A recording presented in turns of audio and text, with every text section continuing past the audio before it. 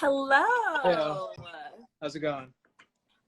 It's going great. Let me actually turn the volume up. Give me Yeah, I one was gonna second. say. Okay. Yeah, there we Can you go. hear me?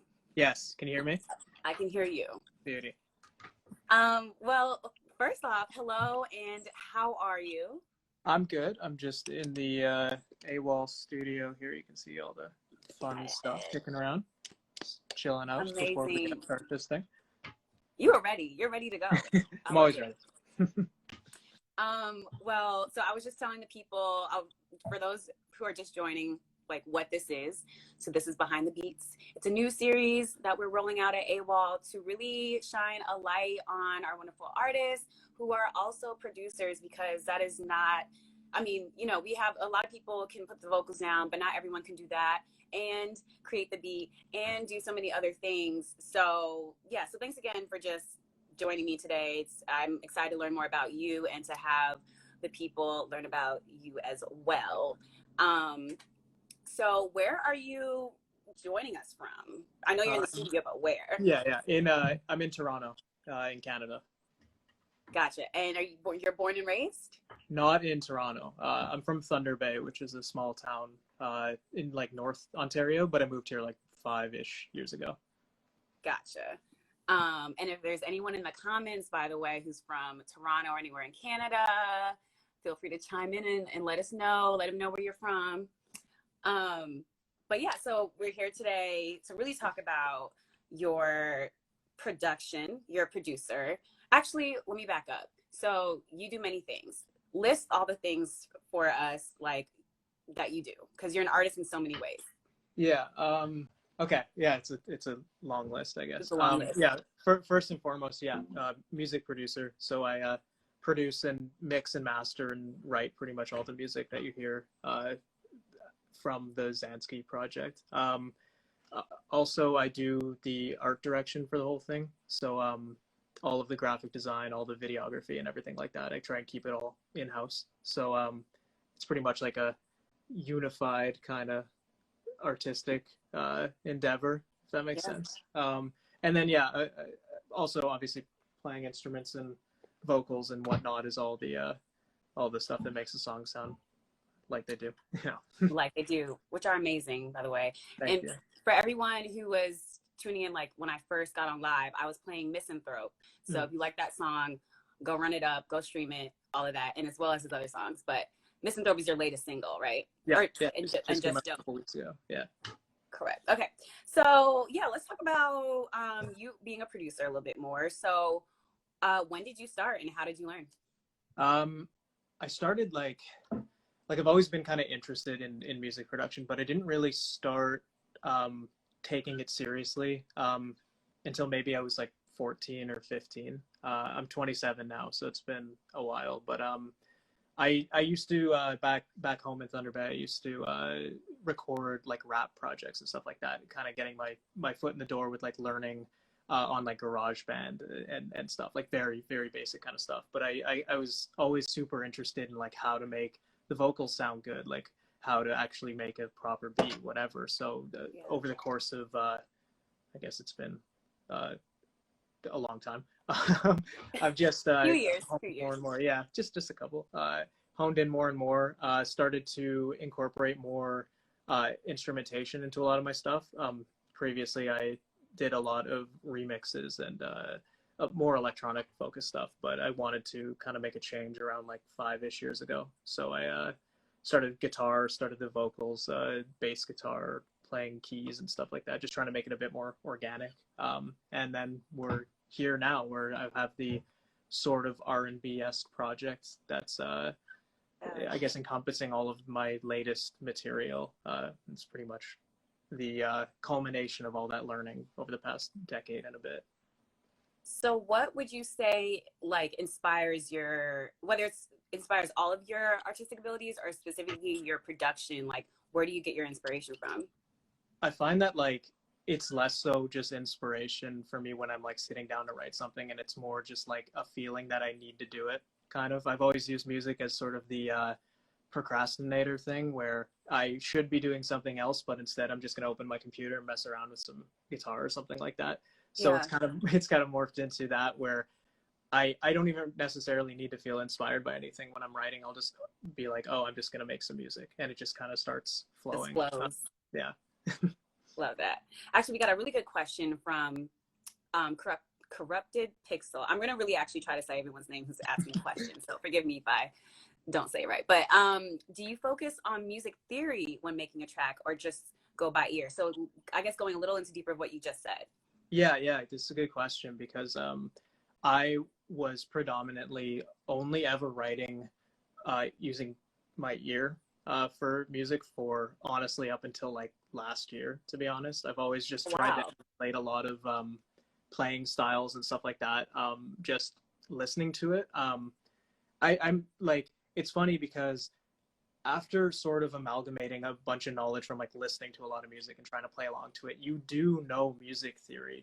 You just don't know the letter to put to the key or something like that. Like even when you're playing on guitar, like I can't tell you really what chords I'm playing in whatever key, but I have memorized every single triad up and down the neck on every whatever just by playing by ear. But as of I guess like a couple of years ago, I wanted to get more into like jazz theory and stuff, and that's notoriously difficult to do by ear, obviously. So it's I'm uh, pushing that through as difficult as it is. But yeah, no, Yeah. that's a good question. Yeah. Yeah, I thought it was a really good question too, because I feel like for me, I took like one music theory class in like college or whatever, but it makes it sound so scholarly and like Mm-hmm. educational. But you're saying like you don't have to really learn from a classroom to understand music theory. It can come Yeah, to you. Yeah. yeah. It honestly does depend on like what your style of learning is too, because there's a lot of people who do thrive learning the more analytical component of music, and there's a lot of people like me who just needed to play an instrument as bad as it was when I started out and just feel it through until something clicked Yeah. harmonically in my head. So yeah, it's different strokes. Makes perfect sense. So do you prefer, being in the studio alone and just creating on your own, making it a solo thing? It's just you in the room and your instruments and your things. Or do you like to have other people, a friend, or just other people who you trust their ear in the room? What's your studio creation process like? It's like I have a home studio where I'm alone like 99% of the time. Because I don't know if it's true for a lot of other people, but like the majority of the time I'm just kind of messing around with textures or tones or something, and that's not usually really conducive to like a collaborative session if someone's just sitting off on the couch being like, okay, you're making cool noises, but like, are we gonna lay a Right. vocal down or something? So I'll bring people in at the end most of the time. And that's true for a lot of the stuff that I've done, collaborations or featured artists or stuff like that. It's usually like I've written most of it, and I just want their sort of I don't know what the word is, but their sort of flavor on top of the whole thing. But when it comes to like if I'm writing something with scratch from somebody, I usually prefer that it's like an instrumentalist or something or a vocalist. I find like if you put two producers in a room, you end up butting heads because it's such a foundational thing to start Yeah. with, and you're already like you throw a kick drum sample in, and all of a sudden you have a predisposition to liking it or not, and the other person doesn't, and it's like okay, already you're gonna butt heads on what this foundation is supposed to sound like. So for instrumentalists, it's like I'll bring in somebody who can play like keys really well because I'm not the greatest keys player. So it's like a different version of something where I know that it's like a hole in my Yeah, knowledge, I guess, and then they come in and accentuate it. But yeah. that makes sense. Somebody has a really good question. How do you deal with, and this somebody is Nicotine Black Music. How do you deal with writer's block regarding the beats and productions process? Because I feel like a lot of people just, writer's block as in actual writing, but when you're creating Yeah. music, I'm sure you get stuck too there as well. Yeah, like it kind of goes back to like just the inspiration thing as well. It's like sometimes I'll sit down and I'll understand that like okay, I'm really feeling something, I'm gonna write a song. And then other times it is true where it's like you throw a bunch of stuff together and you're like, I hate this sucks, like what am I doing with this? But I kind of use every single time that I'm doing something with music as either like a learning opportunity or as samples for something else. So I'll write something, and if I'm not super happy with it, it just goes into a folder where I can throw it back into a new session and chop it up or something. And it's like, even though something will hit me in that session where it's like the writer's block, I don't know how to move forward. It's like tonally flipping it on its head usually is what helps a lot. And then otherwise it's like, okay, like I don't feel like I have no ideas or something like that. It's like, okay, I'll just turn my reverb pedal on to 1,000 seconds or something and just mess around until something stochastic happens. Like sometimes it's hard when it's like you have to be consciously aware of every single thing you're writing. It's like, okay, well, sometimes you just gotta plug random shit in, honestly, and just see what happens. And that usually is a good alleviation for that kind of stuff too. All right, there's some solid advice for people out there who are ever find themselves in that situation.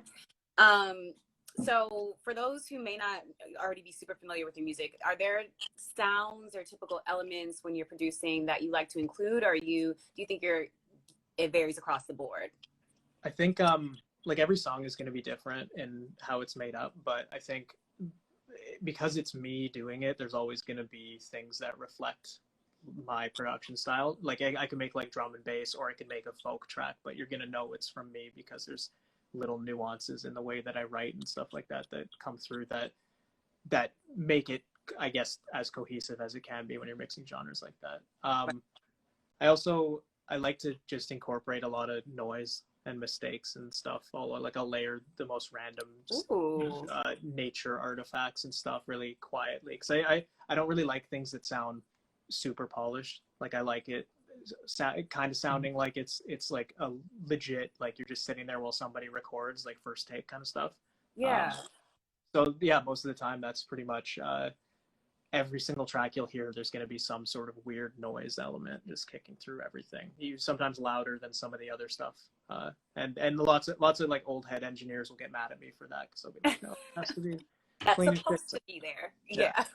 I love that you actually called them like mistakes, because like you said, like maybe a lot of people are looking for that perfection, but it's kind of cool to just insert the little things that, you know, are just not typical for what you normally hear it be, or just that might sound off, but really just like add to the flavor and make it more of like Zanski made this and not, you know, someone else. Yeah. No, absolutely. Love that. Okay, so I don't want to get too deep with this question, but I know that during the pandemic, a lot of artists, you know, they discovered more parts of themselves, were able to create different music, more music, whatever the case was. So for you, do you feel like you discovered anything new about your creative self, or you just had more time to create? Like, what has that time been like? I feel like I'm the opposite of most people, where I got way busier during the pandemic, only because the sort of what is the right word?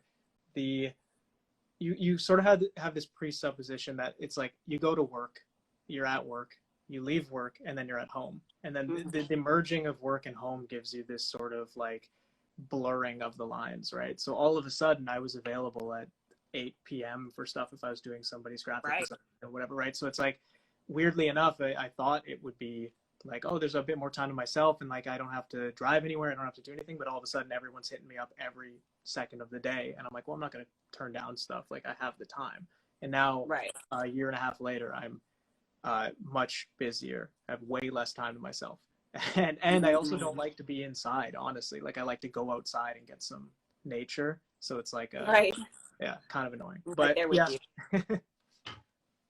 So let's talk about what you're going to create for us today. So is it a beat that is already on a song that you're just going to show like how you've made it, or is it something brand new? Talk us through it. I'm going to start with a blank slate because I want to see if I can do it, first of all. We'll see how I think I can. Most of the stuff that I write ends up being like foundationally written within like an hour or something, and then it messed with for a long time. But I think I've done it a couple times where I've shown people a lot of the production process of stuff I've already done, but I think this is a good opportunity to just open a blank slate and go, all right, let's see when the pressure's on, am I going to write something that's palatable? Right. Well, the pressure's on, you know, I'm kidding. No pressure. Create whatever comes to you.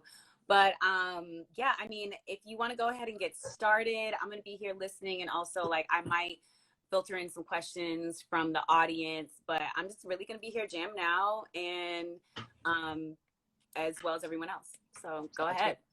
All right, I will, I'm gonna have this on like a little arm thing. Flip this around here. This will see what the best angles are for this kind of stuff, but I figure we can just start with blank. I mean, it's not exactly blank. I have 2 guitar tracks here because I was playing along before anybody got here. But yeah, all right, let's start writing something. I'm excited. And also let me know if the volume ever is too loud or too quiet or something from the monitor. Yeah.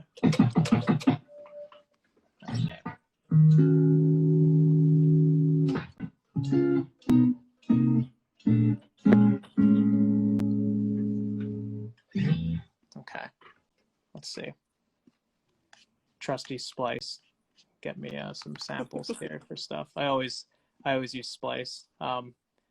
If anybody is on Splice, I actually have a Splice pack that's out if you want to go grab some drum samples and stuff. I don't really use my own samples, but for the other people. Okay. I'm sure we got people in the crowd that'll go look at that. Okay. Let's see.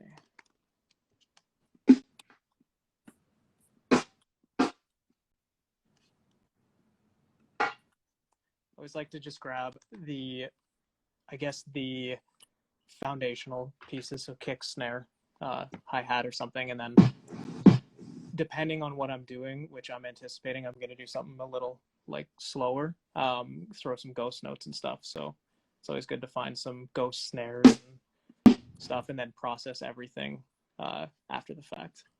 Okay. Oh, somebody said, what's the pack called on Splice? That's a good question. I think, let me look. Oh, there we go. Retro Echoes. BB the Brain. So say it again for BB the Brain. It's Retro Echoes. There you go. Yeah, so you can see it's white on the bottom and colorful on top there. It's there you go. Yeah. Okay. That should be good. Nice. This is the least interesting part of it. Definitely is me sifting through stuff, but we'll get to this soon enough. Look, we're all just sitting and watching the process. So okay, keep going. So let's see. Okay, start. I think. Let's see how fast. Yeah, that'll work. We'll do like 85 BPM or something here. Okay.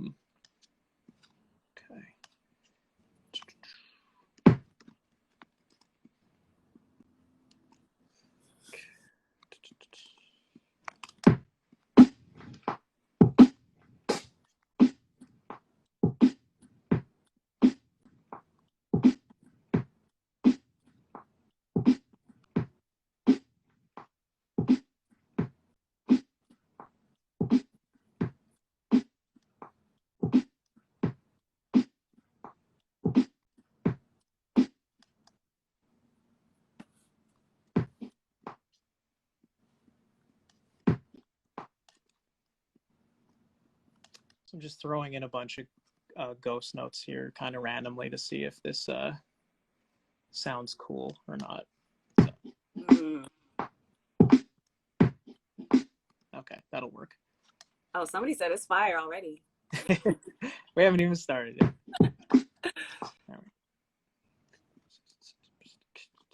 Always like to offset the eighth notes here. Gives you this weird like Dilla swing. It's just super strange. Everyone wants to do these offset kind of like 16th notes most of the time, which is like the classic swung sound. But if you swing the eighths, you get this sort of like, I don't know, it's just wonky, honestly. Okay. That needs to not be there.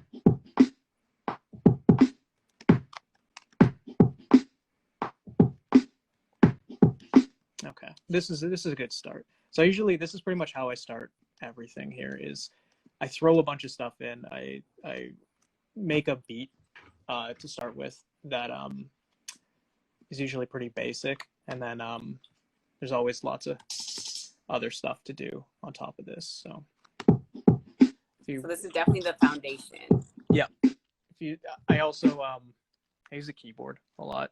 I have a MIDI controller beside me, but I'm not going to use it yet. But if I'm penciling in drum samples, I feel like I got this from traveling a lot and having to do this by necessity. So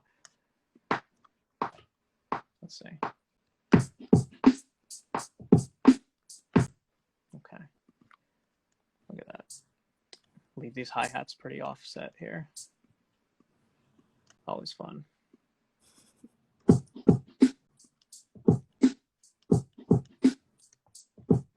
Easy. Okay, there we go. Foundation. Okay. We so when I'm writing, this is something that engineers always get mad at me for as well, is I mix as I go very hastily. I find that the closer to the end product that it sounds when you're writing, the more you can imagine that like it's kind of like a done song and you're just doing additions to it. So most of the time, if you can tilt this up, most of the time I'm just throwing stuff through my drum bus here. I like this Wolf compressor. It's cool.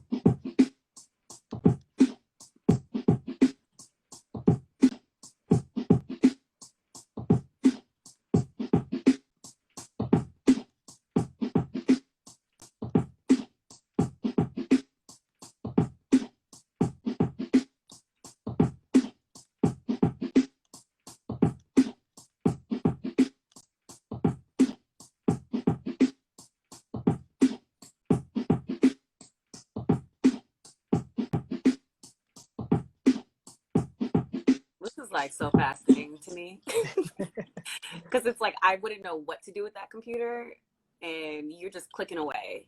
That's fair. I mean, I've used the same program for like 10 years, so I'm pretty used to it at this point. This is pretty funny.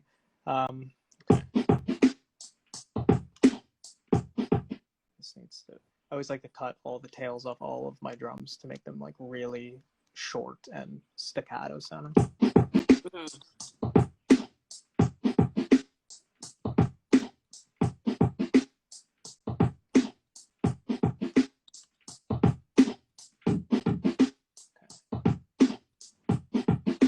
Okay, that'll work.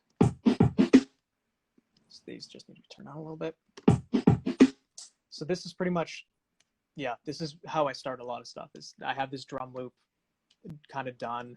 There's a lot of other stuff that I'll do, but in the interest of time, I'm not gonna watch you or have you guys watch me dial in by milliseconds on dumb things like that. I'm just gonna do it really quickly. I'll throw all my drums in this kind of like room reverb here.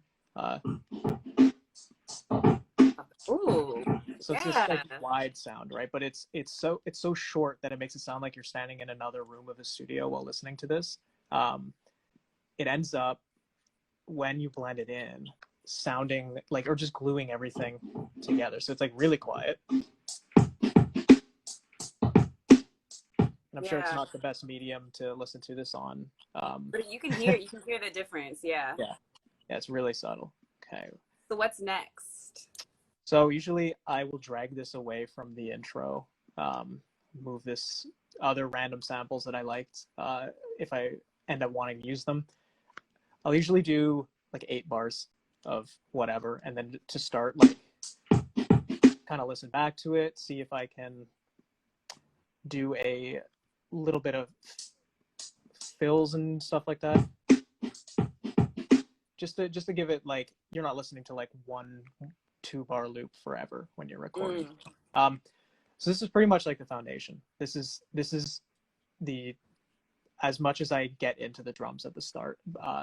And then from here, I'll usually start layering instruments, depending on how I'm feeling, what I was listening to before, what I'm finding sounds cool right now. And then I'll just try and mess around with this sort of, I don't know, this sort of vibe. So I'll play some guitar. We'll see how this sounds.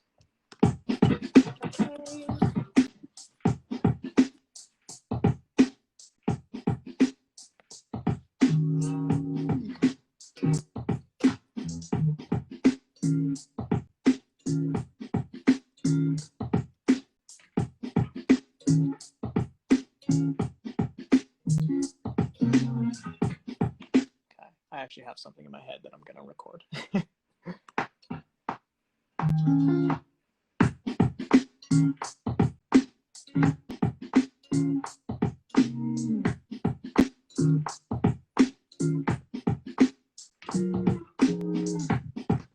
So usually, like, I'm using the computer as a tape machine almost. So I'm recording loops and loops and loops and loops of stuff, and then usually layering it in various ways. It's almost kind of like I have like a loop pedal here, except I can like see it in front of me.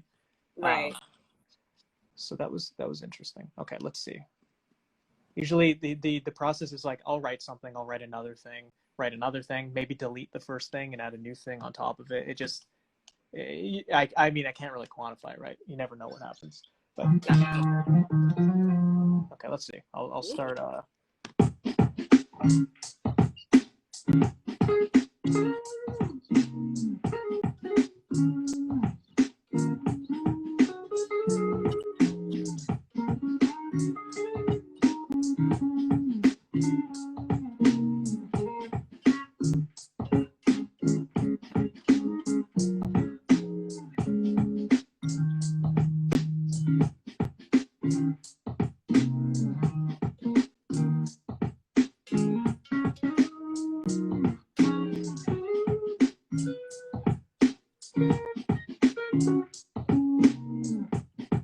This is about to be fire. I can tell.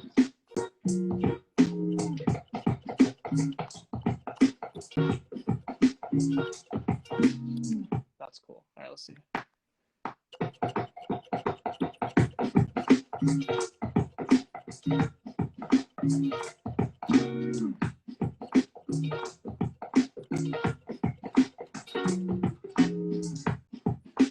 Cool. Okay.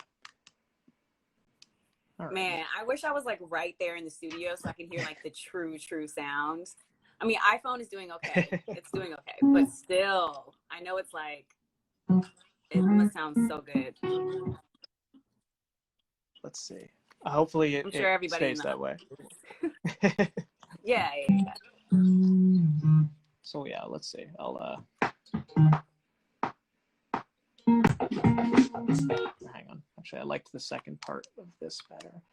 So the other thing is I'm recording with a bit of latency on, so I have to nudge stuff around a little bit, but we should be okay here. Okay. I don't normally do this, but just for the sake of time, so I'm not going to do 300 million takes. I'm just going to quantize stuff. I'm sure the producers in the audience will be mad at me for doing this, but I don't care. All right. All good. All good.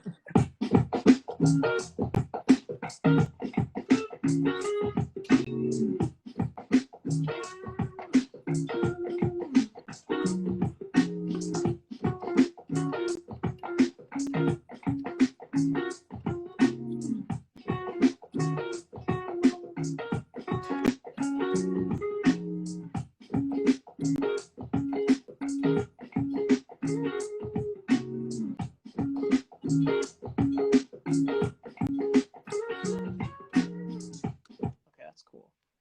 I'll move that forward.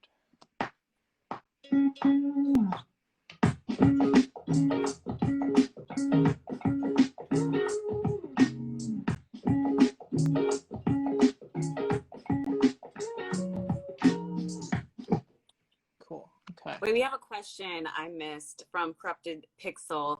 Have you tried other DAWs or just Logic? I've tried Ableton. I'm way too used to this for it to like make sense for me. A lot of people that I collaborate with use Ableton though, so it's always like pulling teeth trying to figure out like how to record in it and stuff like that. I did use FL Studio when I was like 15 for a second, and then I couldn't figure it out, so I stopped using it. But no, pretty much from, I don't know, for the last 10 years I've used Logic. Oh, that's solid. Yeah. Okay, so I'm gonna fill this out a little bit more. Maybe play. I'm gonna actually move this over, so this can kind of be like a B section. So the chords I have are these like little staccato-y. Boop. Yeah, okay. So I'm gonna try and write now rather than do a funky part, like a chord progression out of what I just did, so it can kind of act either as the main section or a B section or something. We'll see how that goes. Okay, cool.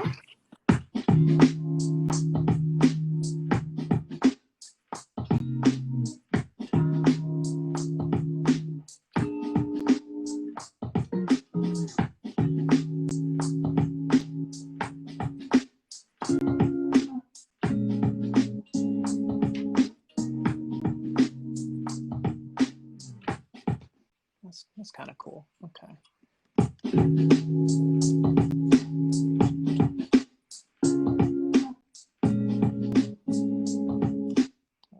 Fix this up a little bit. So usually, like, I'll do this like 5 or 6 times. I'll have a bunch of this random stuff going on, and then I'll chop it up kind of. I already know that I like this last chord here, but I like that a bit better. So I'll nudge this stuff around here. Let's see. Have you ever made a song in an hour? Is this like pressure? I mean, this will be the answer, right? Let's see. Right. Also, no worries.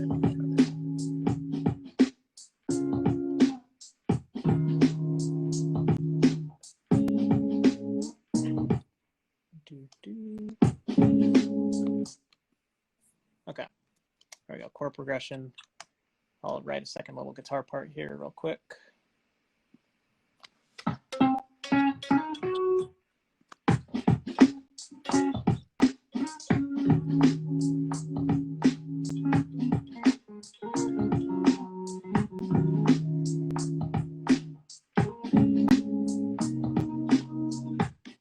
Sure. And I'm going to throw this through a little weird cassette player.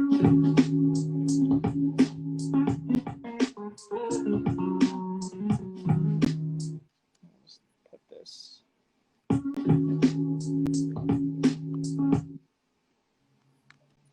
Kill a lot of these notes here. Okay.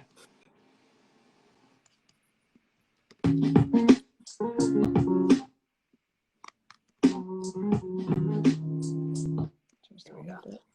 Look at that. Okay. Okay, so that's pretty much where I'll start with when it comes to a song. So I'll copy paste a couple things here. So I'll throw maybe this as the intro, put this here as a little buffer thing, and then move this as the chorus. So I'll Can we hear what you got so far? yes, I will just gotta, oh my god, there we go. Hope this sounds good. Let's see. Yeah, a lot of people are liking it.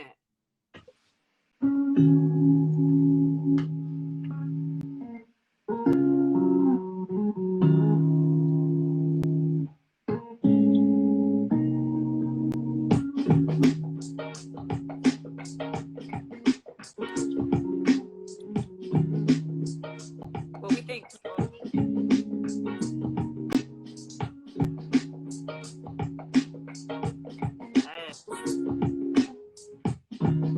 And it's not even done yet, so.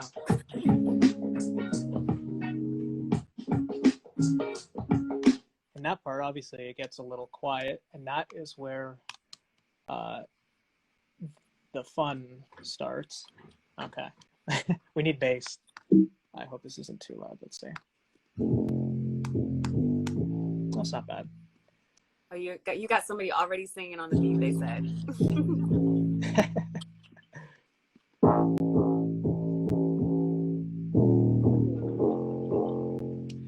This is an 808 I made earlier.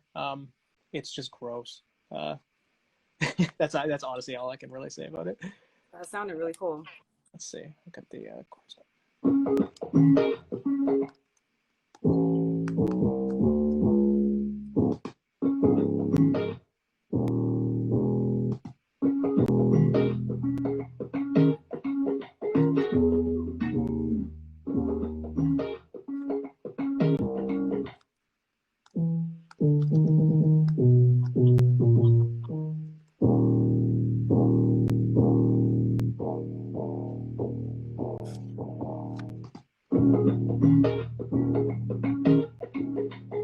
synth bass or a guitar bass? Sorry? A synth bass or a guitar bass? Something. This is synth. It might be a bit too dissonant for this, so I'm going to try something else really quick here. We will get a new channel. Grab maybe a Moog or something like that. It could sound kind of cool. Okay. Let's see. I always use these Arturia plugins because they got a lot of good branching off points here.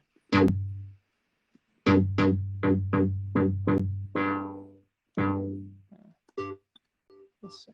There we go. Okay.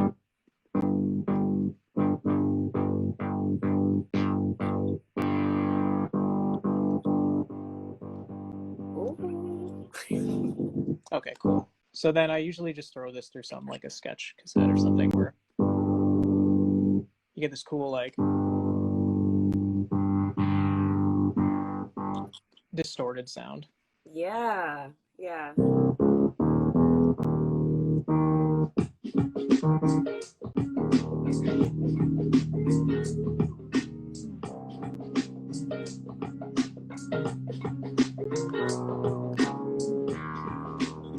Yeah, okay, that'll work.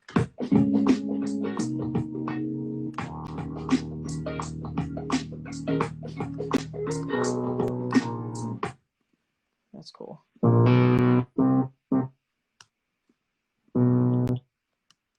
I usually kill a little bit more high end, so.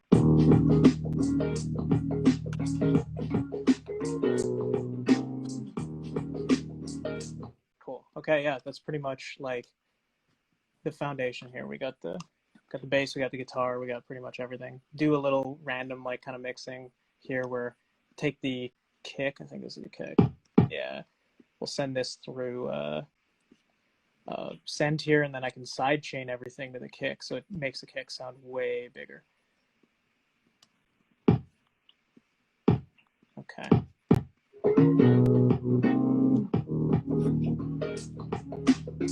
Sick.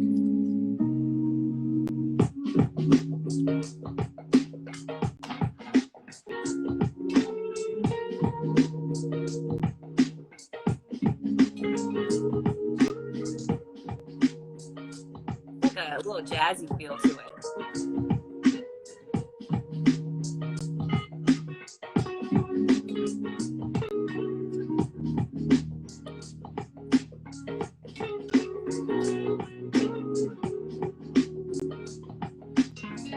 Y'all like it so far?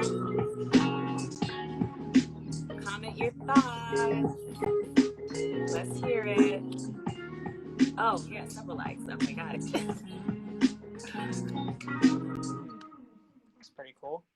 Yeah, so that's like that's where I would like put it when it comes to like, okay, am I actually gonna keep working on this song kind of deal? Like do I like the vibe of what I've got going? Do I want to flip it or whatever? And it's like I think it's pretty cool. I think this'll work for some interesting shit. We're back. My phone overheated, and honestly, it might do it again. It's never happened before. I've been like on the beach, so here we are in my room, and it overheated. That's crazy. But you know what? That means your beat was so fire that my phone couldn't even take it. That's actually what happened. Crazy. Oh, yeah. I kept working. I didn't know if it was only on your end or not, but I'll flip this back around because I think everybody's back here. Okay, so all I did is I recorded a couple passages of like echoey, like you can kind of hear the echo. I recorded a bunch of random noodling, and then I bounced it down, and then reversed it into one thing. So you kind of get this sound. Ooh. So I wanted to see, I like to use stuff like this as like little like ramps up to drum hits and stuff, but if I pitch shift this, okay, that's a bit too much. We'll keep it as it was. We trust your ear. Okay.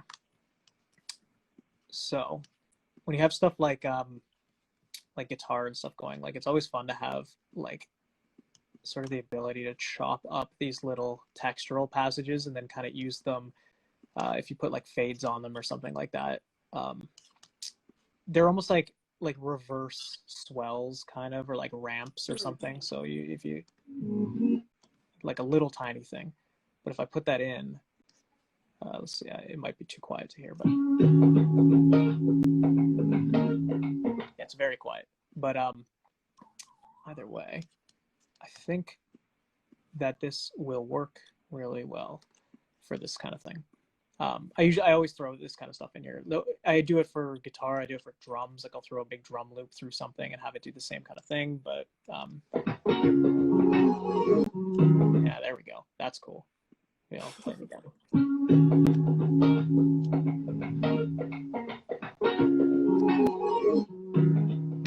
Get these little, like, it's like an arpeggio almost. It's kind of sick. Ooh, okay. Let's throw this through. Do the same thing for this guy. Throw a big fade on it. And then we'll use maybe this one. We'll go in the chorus or something. Yeah, that's cool. Okay. I'm so excited to hear this. I hope it sounds cool. We'll see. Put this there, put this there. Look at that. Copy paste them a whole bunch because I don't want to do it more than once. We'll see.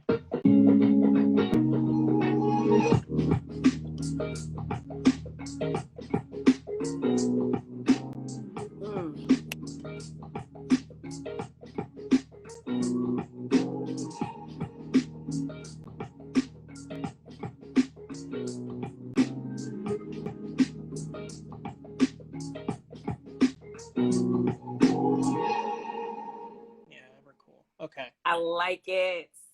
And then I like it.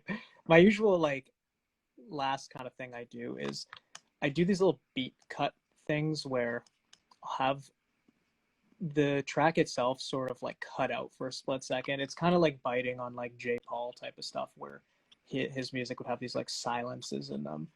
I've always really liked how that kind of made you go, whoa, did my computer just break for a split second? Right. So somebody asked, what was the effect you used before the drop? Before the drop. This, hang on, this one. That's it's just the guitar in key and then reversed and then thrown through some reverb. So it's honestly a pretty simple effect, but when you listen to it, like it sounds like it's some crazy, like I played 300 million notes, but it's just because I squished it together and threw it. There you go. Gets a nice tail. All right, let's see if this worked. I don't know if this will work because I did it while I was talking, but oh, this has to actually, because I would usually put like a little noise sample or something in the part I'm about to show you. I love this so much. Yeah, so you get that little silence there, and it's kind of, that's cool. And then I'm actually going to kill the reverb on that because that doesn't need to be there yet. Yeah, that's cool. Okay, let's see. Next thing is probably want the drop to sound a little bit more substantial. That's cool. Throw in some shakers or something here. How long is the entire beat that you have right now? It is just out of about 40-ish seconds. So if I duplicated this to do like verse chorus and then added a bridge, it would probably end up being like a 3-minute song as is right now. Got it. Cool. Yeah, it usually depends. Half the time though, if anyone in here is super familiar with my music, I always like don't do that, and I have the most random outros and random beat switches and stuff because I don't really like to repeat that much. But yeah, that's pretty much where it's at. We'll do one more really weird thing after this that'll yes, really weird. Okay, that is way too loud.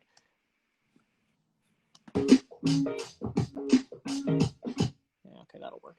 So I have just this kind of like shaker hi-hat, but it's a bit too much, so I'm going to cut a bunch of the attack and the release off of it, so it's like very.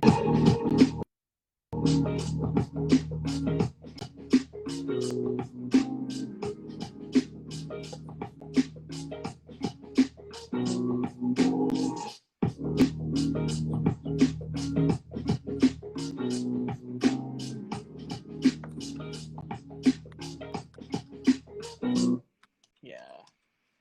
Okay, and then let's do something. Let's do something dumb.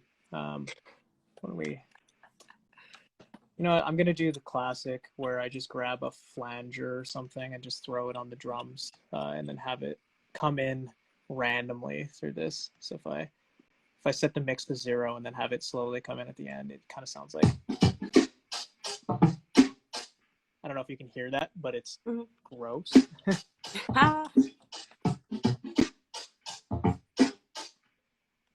Gives you this little weird sort of ending thing, and then we can kind of, we'll do a little more ear candy stuff. We can take a filter on the guitar, grab its sort of like high end and turn it down as it approaches the drop a little bit. So then.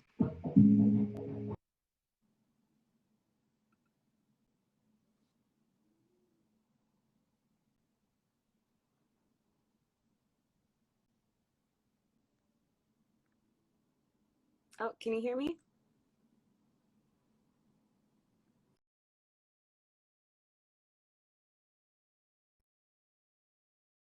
Another cool thing that I can do to this whole thing. I have an idea. Let's see if I can do this in 6 minutes. You can do anything. I hope so. Let's see. Okay, this is when I'll give you guys an example of what happens when I don't really feel super inspired and I'm like, fuck, like I just want to change everything up. I'm not liking how this sounds at all, but I don't want to throw it out, right? And I have 5 minutes before I have to leave my house for some reason. So let's see. Really, okay, no so rush. No rush. So usually, like, what I'll do is I'll export out the whole thing, grab it in iTunes. Nobody look, you're gonna see all the album titles. Okay. Close your eyes. So I have it here as the bounce out, so it's just the export. So same thing as usual. And what I do is I throw this in Logic Sampler, and start messing around with this. Oh, that's not the right. Is it the right thing? Oh, hang on. Of course, it didn't want to do it properly. 1 sec. I gotta grab it from iTunes. So you throw this in the sampler. It will chop it up for you. See how there's all these like yellow things, and you can basically play anything that you wrote. So if we then play this back to the beat, I'll just play along with this for whatever. And also, you know what, I'm going to pitch it down too, because that's always fun. Yeah.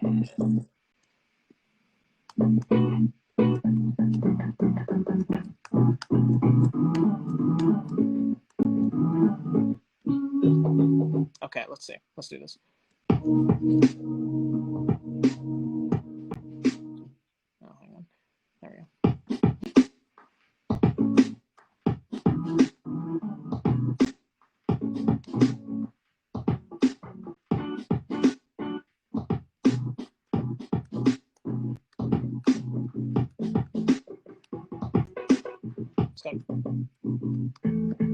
The issue is you always got to find where the good samples are.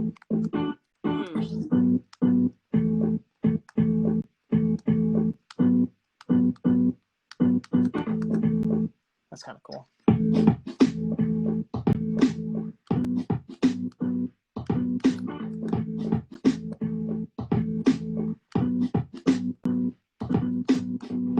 So that's pretty much like, if I'm like really not feeling something, you can always do this kind of thing.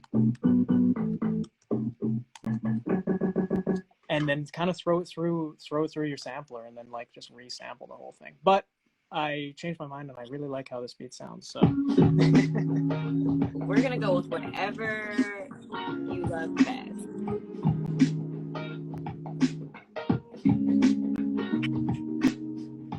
Yeah, hell yeah. I think it sounds pretty cool. Yeah. Otherwise, what would usually happen with this? Hang on. Usually, what would happen is this is where I'd maybe cut some vocals or something. Maybe flip it around a bit. Maybe bounce the whole beat out and mess with it a lot more. But that's like the foundation of like. There you go. Right. There's a beat. So this is like, I guess.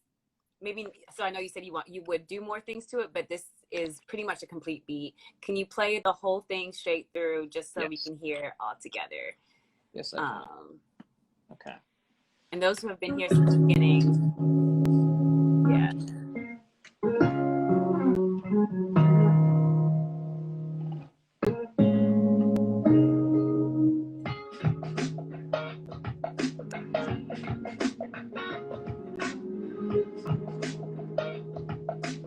What we think.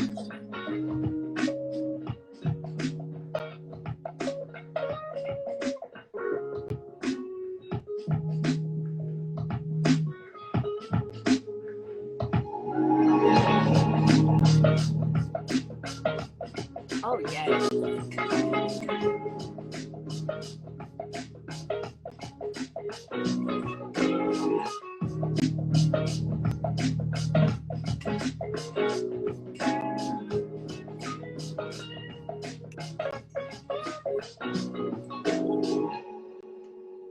Yes, I love that. And yeah, somebody said the intro. That intro really like it just came in so well to like the amp up of the song. That was amazing. Yeah, I like those kind of like intros where this thing is falling and I'm gonna drop my phone. Whatever, we'll figure this out. I'll get you. I think it needs to go like. Anyway, actually, you know what? I'll just take this off. It's fine. There we go. Anyway, yeah. So, sorry. Oh yeah, the intro. Yeah, like most of the time, those intros that are sort of like deconstructed a little bit, where it kind of sounds like someone's just playing chords, not really on any tempo or whatever, are always my favorite because when the beat does kick in, then you get those like really heavy vibes like right away. It kind of flips the whole thing on its head. Like you're expecting some little like singer-songwriter-esque thing, and all of a sudden it's like yes, I love that. So yeah, if you could have anyone on the beat, like any artist, with you or solo, like if you just made it for them, or if you want to, or it could be a feature, who would you choose? Okay, let me think. It's a big question. I would want to drag in someone like Dijon or something to flip the beat and make it even more organic. And then I feel like to have like people on the beat. Oh man, who would be sick on this? You can even choose two if you can't choose one. Okay. I feel like if you threw like okay, let's throw Anderson .Paak on there on the intro. Oh, that'd absolutely. Be cool. Yeah. And then, oh man, I can't even think of like, I'm trying to think of like I want to say weirdly enough, totally weird, like left field, but like Charlotte Day Wilson or something doing some sort of bridge in the middle. Oh. I think that would be sick. Yes. It'd be weird, right? It'd be a weird combo, but I think unexpected for sure. Yeah. But she could definitely add some of that soul to it. Mm-hmm. Okay, well, we're putting that out there in the atmosphere. So, Pat, Charlotte Day Wilson, hit us up. Hit Zanski up specifically. Yes. But, no, that's great. And actually, so before we go, thank you so much for doing that and explaining everything along the way. We got so many comments about how people appreciated like you talking through it. So that's what this is all for. We really want to know what goes into the production. But before we go, you got an album dropping, right? I do. Yeah. I have not given a date so far, just because I am a perfectionist and I changed a couple tiny little things over the last little while, Mm. like I do with everything. But yeah, it's coming out. It's gonna be fall. Absolutely. There's no way I'm gonna push it farther than that, because I want it out. The last time I released an album was 4 years ago, and it is nothing like the stuff I'm doing now. So I want something like a little palate cleanser for people. But yeah, it's I've been working on it kind of straight for like 2 years.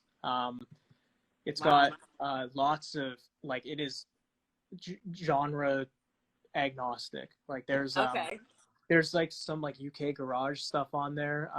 There's some like old style D'Angelo-esque kind of beats on there, kind of like the more popular stuff on my Spotify. There's some punk stuff, even like little outros and stuff. Like it just acoustic stuff, a lot of acoustic outros, and a lot of just weird samples and like it's one of those things where I designed it to listen front to back. It doesn't really make sense not to. It's like a cohesive project.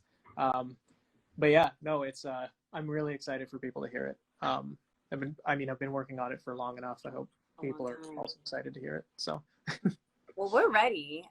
In the meantime, while we're waiting on you to perfect it, and release it, people can go listen to your latest singles that'll be on there, right? Which are, yeah, go uh, ahead. Yeah. there's Misanthrope with my friend Noah, which just came out a couple weeks ago. Just Don't is the first single. It's one of my favorites on the album. And then a new single coming out on the 27th with Young Lungs called High Rise, which is a UK garage style track. It's kind of different than anything I've done before, but it's still like my Wow. core production styles. So I'm really pumped for people to hear that one. That one's a totally kind of different thing. But yeah, the 27th, that one's out on. And then album shortly after that. So TBD. yeah. Fingers crossed shortly after that. We'll see. All right, cool. Well, thank you for the time. This was amazing. So my name is Jamila for the crowd, and this is Zanski, and we just went behind the beat. All right. Thanks, guys. Thanks for tuning in. Thanks, Bye. everybody.